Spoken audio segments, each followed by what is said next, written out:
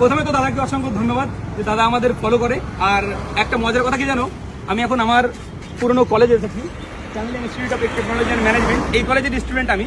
আজ থেকে মোটামুটি বছর 4 আগে আমি এখান থেকে পাস আউট করেছি। তুমি কোন ডিপার্টমেন্ট? ইলেকট্রিক্যাল। আমি ছিলাম সিভিল। তো যাই হোক, ভাই আমাদের ফলো করে। তাহলে তুমি আমার জুনিয়র। হ্যাঁ, ভাই আমাদের ফলো করে।